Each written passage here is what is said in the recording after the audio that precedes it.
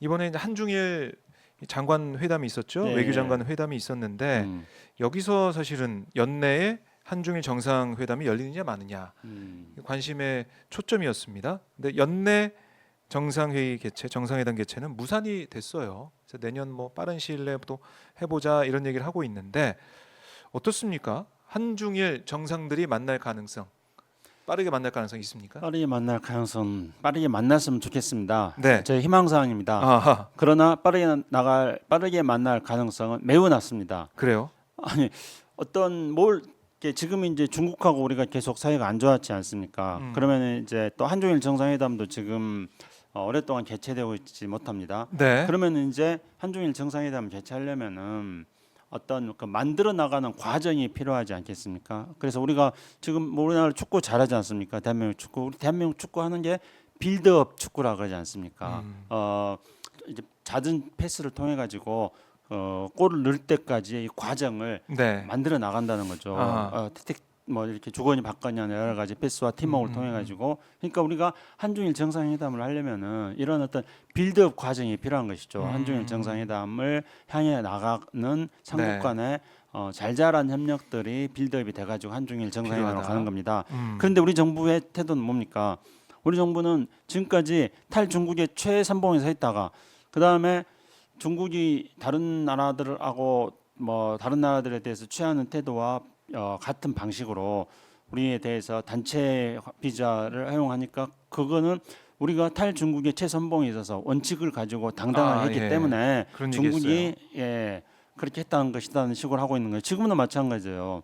이렇게 외교를 통한 빌드업 과정들을 생략한 채 그냥 한중일 정상회담 하자 그러면 그게 되는 겁니까?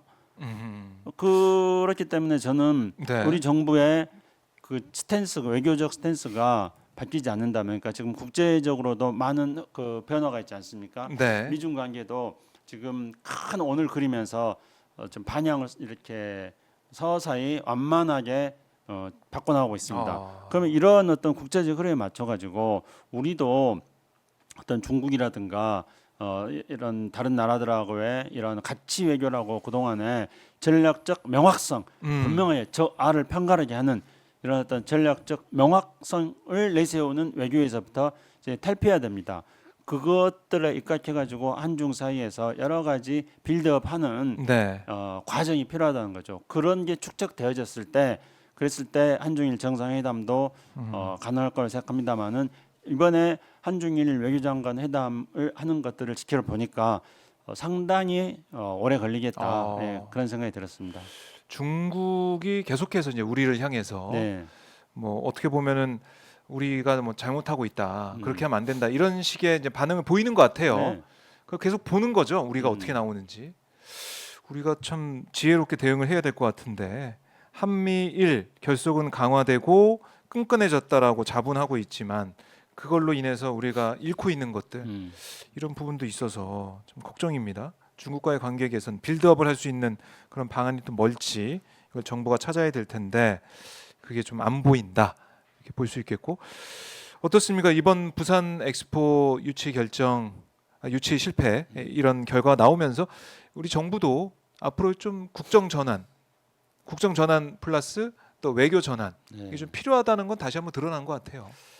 그렇게 하려면은 일단은 대통령부터 바뀌어야 되고 참모들이 바뀌어야 되거든요. 오늘 근데 대국민담화 통해서 저의 부족이다, 전부제 부족이다 이렇게 얘기를 해서 그러니까 지난번 강서구청장 보궐선거 결과 그때 뭐 소통하겠다 민생 얘기를 했고 이번에는 뭐 제 부족이다라고 또 얘기까지 하면서 뭔가 또 변화가 있는 게 아니냐 이렇게 볼 수도 있을 것 같은데 어떻게 보십니까? 뭐 똑같은 거 반복 아닐까요? 똑같은 거 반복일 것이다. 강서구청 선거 끝나고 나서도 네. 말은 뭐, 했는데. 그러나 뭐 달라진 점 없지 않았습니까? 그리고 뭐 이념 논쟁 하지 말자. 네네. 그래서 이념 논쟁 하지 말자 그래놓고 지금 계속 뭐 9.19 군사합의 뭐 파기하는 거라든가 뭐 이런 것들 보면은 계속 이념적 구도를 만들어가고 있지 않습니까? 그래서 일각에서는 이렇게 이념 대결 구도를 만들어서 결국은 한반도 정세를 불안하게 해가지고 내년 총선에 불안한 국민들의 안보의식 그 안보 불안감들을 총선에 이용하려고 하는 게 아니냐 이런 의심을 하는 사람들도 있습니다. 그러니까 뭐 이념 논쟁하지 않겠다는 그런 대통령의 이야기들이 지금 제대로 실천되고 있는지에 대해서 네. 우리가 뭐 신뢰하기 어려운 부분들이 많이 있습니다. 음. 그래서 이제 지금 현재 보면은 대통령이 뭐 국민한테 사과하고 이런 차원의 문제가 아니고 제가 볼 때는 지금 너무 올드 패션이라는 거예요. 그러니까 어떤 이 안보 문제에 있어서는 냉전 이데올로기, 예, 그게 지금 가득 차 있는 거고요. 그리고 어떤 문화라든가 어떤 산업 이런 경제 이런 영역에 있어서는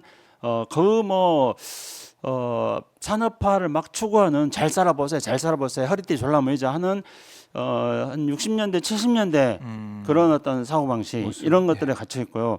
그리고 이제 또 리더십, 이 정부의 리더십은 우리 박종훈 기자님 서울의 봄 요즘 뭐 완전히 핫한데 그 네. 영화 보셨어요? 아직 안 봤습니다. 예. 그 영화를 보면서 사람들이 네. 리더십에 대해서 다시 생각해봐야겠다. 아하. 그러니까 이제 거기에 나오는 이제 실존 인물이 전두환이죠. 근데 전두환이 뭐 사람들은 다 강력한 사람들이 끌고 가주길 원한다. 뭐 이렇게 말합니다. 이런 게 이제 우리가 리더십이라고 대착각을 하고 있는 거였죠. 네. 근데 지금 현재 이 우리 대한민국의 리더십이 그 12.12 군사 반란을 일으켰던 전두환의 리더십과 다를 바 없는 겁니다.